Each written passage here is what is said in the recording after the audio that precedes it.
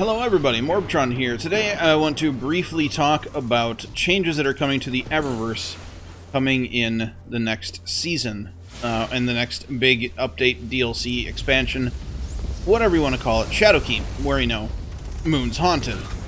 Luke Smith recently posted a update, or a blog post, on the Bungie.net website, which I will link in the description down below if you are interested in reading the entire thing. But basically, he goes over the changes coming to Eververse that actually make me really happy and really excited for what Bungie is basically doing and kind of becoming, turning a new page now that Activision is out of the picture.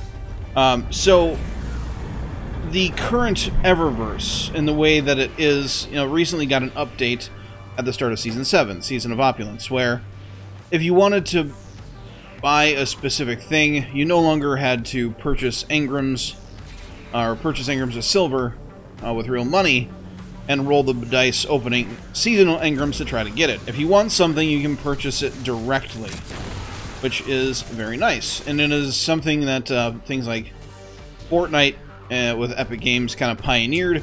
If you want a specific thing, spend the money and get the specific thing. And if you don't want to spend the money on it, you can unlock it through other means most of the time. That's kind of the way that Bungie has been going this season as well. With the gambling, let's call them engrams, it's old stuff that you can get if you haven't unlocked it yet before. And all the new stuff, if you want it, is either cycling through week to week, or if you want it right now and you're very impatient, you can spend some real money and get the exact thing that you want, which I think is pretty cool. Kind of the good guy Bungie kind of thing going on. And they're kind of evolving that and changing that to be even better next season. The next expansion thing, Shadowkeep, like I mentioned before, Moon's Haunted. Anyway, so currently, the current model is that the armor that you get in the Eververse has rolls on it. It is actual armor that you equip. And that is changing. And it's going to be a retroactive change as well. The way that that's going to work now, starting next season, is the armor is going to be a kind of universal ornament. So if you open up your armor inventory, there's going to be an ornament tab, and you can put on any of the Eververse armor pieces that fit your class, obviously, Hunter, Titan, Warlock, and equip them that way.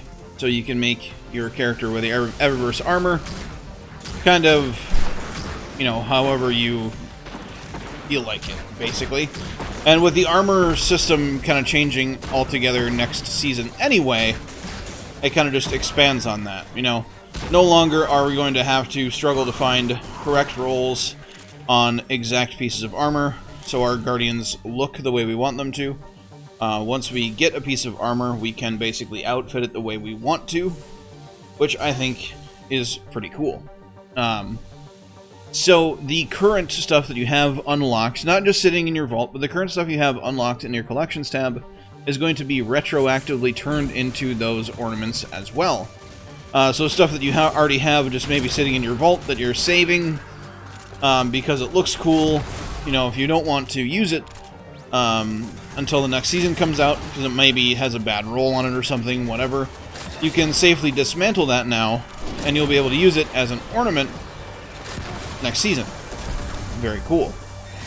And in the future, any new Eververse armor that they have coming out is going to be available as one of those ornaments as well. So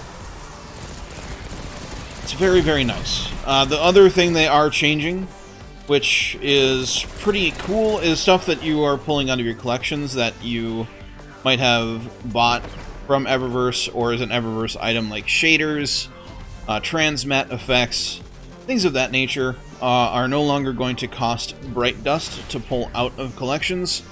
So, sometimes, like, a person like myself that likes to change shaders quite a bit, you can go through quite a bit of bright dust just pulling out, 50 shaders at a time, that sort of thing. It's only going to be costing Glimmer and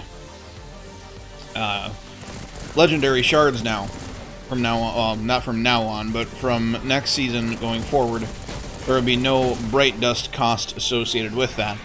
But since there's no bright dust cost associated with that, and the only thing bright dust is going to be used for is purchasing stuff from Eververse that's up for sale for bright dust, we are no longer going to be getting bright dust when we dismantle items from the Eververse. So right now, you know, obviously if you get something that's like a duplicate or something of that nature, you can dismantle it and you get some bright dust. That's no longer going to be the case starting next season, so you're going to be getting bright dust from things like bounties, you know, certain quests that maybe Tess has for us, that sort of thing. No longer be getting it from dismantling things, which I think is nice, because if they're doing away with the kind of seasonal engrams and the Eververse stuff is going to be just from, you know, bright dust and direct purchases, I think that's fine. And the way that, you know, the current season of Opulence has it set, this is yet to be confirmed, but it's kind of been the way that it's been going this season. The new stuff has been cycling through for purchase via bright dust, or if you want to be impatient and get it right now for a few dollars worth of bright dust, you can buy your one specific item that you're going for. I think it's a really good change. I think it's really healthy for the community. I think it's really healthy for Bungie. Kind of shows to us that they're more dedicated to the community now that Activision is out of the picture. I'm sure Activision had a lot to do with, you know, the way Eververse worked and how money hungry and